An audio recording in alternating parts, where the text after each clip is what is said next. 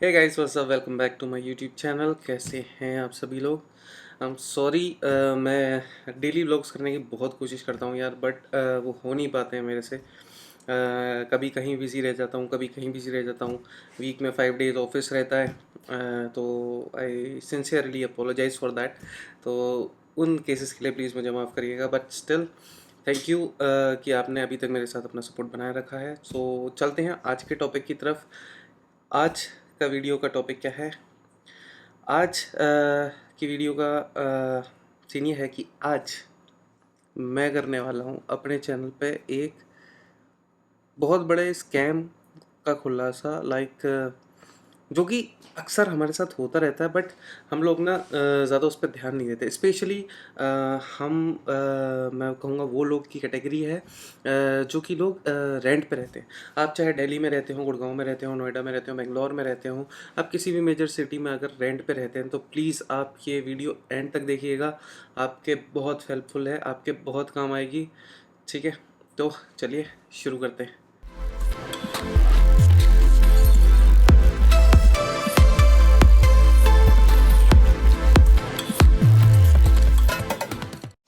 Guys मैं नोएडा में सबसे पहली बार मतलब मेरी सबसे पहली सिटी थी जहाँ मैं रेंट पे रहने आया था। तो I have been living in Noida since 2014, और तब से मैं रेंट पे ही रह रहा हूँ। ठीक है, तो इट्स बीन लाइक 7 years, है ना? यार मैं इसमें थोड़ा कमज़ोर हूँ यार। ठीक है, तो ऑल राइट, 7 साल से मैं रेंट पे रह रहा हूँ, बट मैंने काफ़ी चीज़ एक ये नोटिस करी है कि अक्सर क्या होता है कि जब भी हम फ्लैट देख रहे होते हैं, रेंट पे ले रहे होते हैं, तो जो भी हम मोस्टली हम ब्रोकर के थ्रू ही लेते हैं। एंड ब्रोकर जो होता है हमें ना बहुत परस्यू करता है कि ये वाला ले लो, ये वाला बहुत अच्छा अच्छा फ्लैट है। आपने कई बार देखा होगा कि ब्रोकर ना मालिक को फ़ोन कर करके अजीब अजीब सी कहानियाँ बता रहे हैं कि जी ये बहुत अच्छा इंसान है, बहुत पुराने टाइम से रह रहे हैं, दिस एंड दैट, फलाना ढिमकाना, बहुत सारी बकचोदियाँ वो बोलेंगे ओनर को। तो आपको भी कॉन्फिडेंस गेन हो जाता है, अरे यार ये आदमी हमारी कितनी तारीफ़ कर रहा है, सो चलो इसी से फ्लैट ले लेते हैं। ऐसी तारीफ़ करने वाले लोग ना सबसे मक्कार निकलते हैं, मेरे से लिख के ले लो। ठीक है, वो टाइम आने पे तुम्हारा सबसे बड़ा काटने वाले हैं। That's for sure. ठीक है, तो coming back to the point. तो क्या होता है अक्सर ना, जब भी आप स्पेशली अगर आप का सबसे बड़ा तब कटता है और सबसे बड़ा स्कैम आपके साथ तब होता है जब आप एक फुली फर्निश्ड फ्लैट लेते हो। तो उस केस में क्या होता है कि देखो, आपके पास अगर आप 3 BHK की बात कर रहे हो, आपके पास हर रूम में AC लगा हुआ है। ठीक है, आपके पास बाथरूम में गीज़र लगा हुआ है। ठीक है, आपके पास चिमनी होती है, आपके पास RO होता है, and all sorts of electronics are there. ठीक है, अब देखो सीन क्या होता है। पुराना जो आपका जो टेनेंट था उस फ्लैट का, वो उस फ्लैट में रहा, उस फ्लैट को छोड़ के चला गया। मे बी उससे कुछ डैमेजेस हुए। अब देखो, ओनर तो कभी भी फिक्स करने नहीं आता। ठीक है, रेयर केसेस में कोई ओनर आएगा, अपने फ्लैट को चेक करेगा और जाएगा कि जी मेरे फ्लैट में ये दिक्कत है, let's get it properly fixed. ठीक है, जिससे कि अगला टेनेंट आके रहे। ऐसा मोस्टली नहीं होता। ठीक है, जो चीज़ होती है, मैं कह रहा हूँ 99% भी नहीं होता होगा, 1% चांसेस है कि अगर ओनर आ जाता है तो आ जाता है। ठीक, रेस्ट क्या होता है कि ओनर ने ना अपना एक ब्रोकर रखा होता है। ठीक है, अब वो उस ब्रोकर को बोल देता है कि ये टेनेंट खाली करके जा रहा है, फ्लैट चेक कर लो, जो जो कमियां हैं वो ठीक कर दो। यहाँ होता है सबसे बड़ा स्कैम हम लोगों के साथ जो रेंट पर रहते हैं। और अब मुझे नहीं पता इसमें, देखो गलती तो देखो ओनर की भी है, विच इज़ नॉट मच, 20-30% मैं बोलूँगा गलती ओनर की है। बट जो मेजर कमीनापन होता है इसके अंदर, जो सारी हरामखोरी होती है, जो सारी बकचोदी होती है, जो ये पैसे खाने वाली बात होती है, और 2 नंबर का काम जो होता है, ये सारा किया जाता है उस ब्रोकर के द्वारा। टू द पॉइंट बात है। ठीक है, और वो ये काम कैसे करता है, देखो, मान लो सपोज आपका गीज़र ख़राब हुआ, वो एक मिस्त्री पकड़ के लाएगा। ठीक है, गीज़र में से वाटर लीकेज है, वो उसको कम्प्लीटली फिक्स नहीं कराएगा। ठीक है, वो उसमें 200 का काम करवाएगा, 2000 का बिल बनाएगा। ठीक है, तो जो टेनेंट वहाँ रहता था, जिससे वो चीज़ ख़राब हुई, जिसके में से पैसे कटे, वो कटे 2000, ठीक है। और काम कितने का हुआ? 200 रुपये का, ठीक है। अब जो बच्चे हुए 1800 रुपये थे, वो कहाँ गए? ब्रोकर की जेब में, ठीक है। अब क्या हुआ? नया टेनेंट आया, नया टेनेंट ने रहने आया, ठीक है।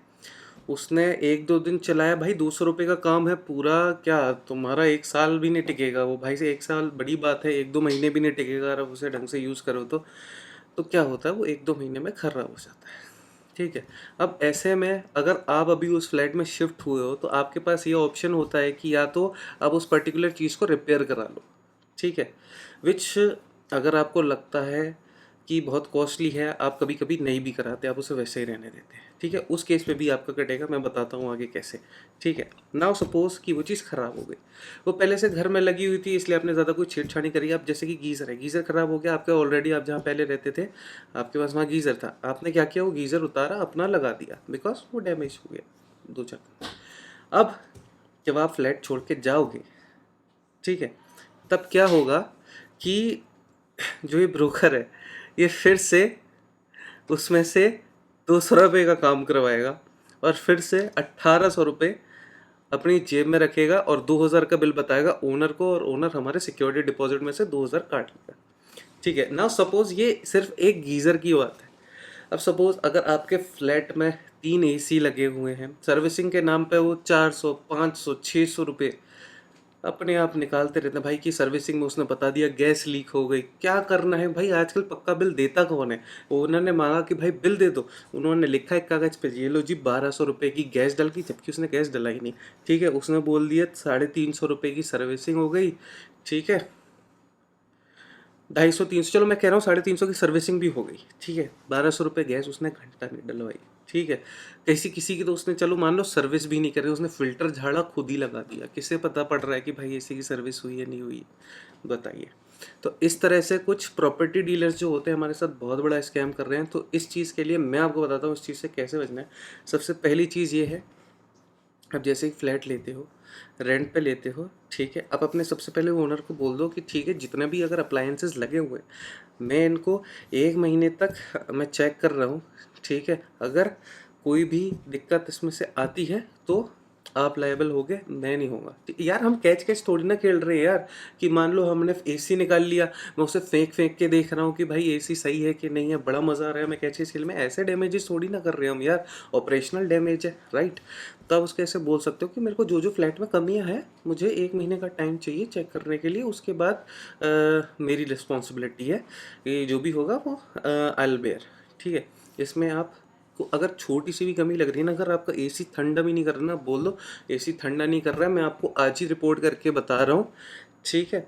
अब अगर आप या तो इसे ठीक करा लो, नहीं तो उसकी रिकॉर्डिंग में ले लो ये बात, या उससे रिटर्न में ले लो कि जब आप जाओगे तो उस एसी के मेंटेनेंस या रिपेयरिंग का आपके सिक्योरिटी डिपॉजिट में से कोई भी अमाउंट डिडक्ट नहीं होना चाहिए। बिकॉज ऐसे केसेस में क्या होता है, देखो ओनर ओनर कुछ नहीं कर सकता, ठीक है। ओनर तो चूतिया हो ही जाता है इस केस में, ठीक है।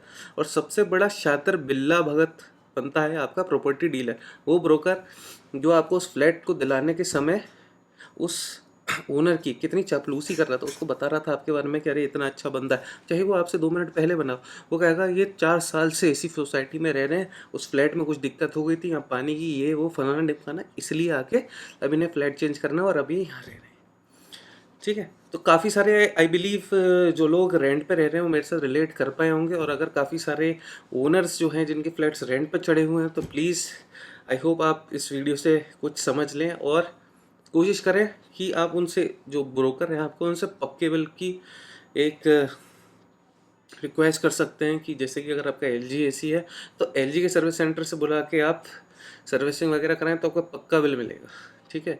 तो उसमें आपका जो टेनेंट है वो भी हैप्पी है, ठीक है।